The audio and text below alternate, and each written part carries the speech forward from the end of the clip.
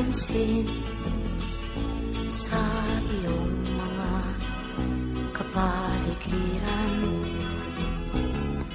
Kay dumi na ng hangin, pati na ang mga ilog natin.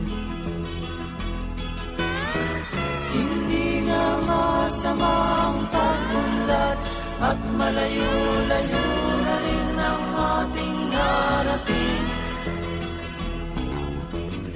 Ngunit masdan mo ang tubig sa dagat, dati kulay asul, ngayon'y naging itim. Ang mga duming ating ikinalat sa hangin, sa langit, huwag na nating paabutin. Upang kung tayo'y pumanaw man sa sariwang hangin, sa langit natin matitikman. Mayroon lang akong hinihiling, sa aking pagpanaw sana ay tag-ulan. Gitara ko ay aking dadalhin, upang sa ulap na lang tayo magkantahan.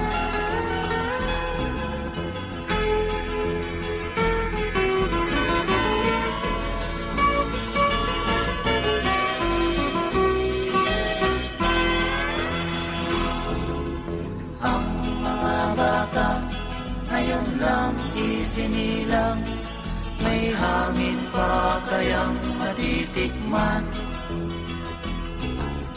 May mga puno pa kaya silang aakyatin, may mga ilog pa kayang lalamuyan.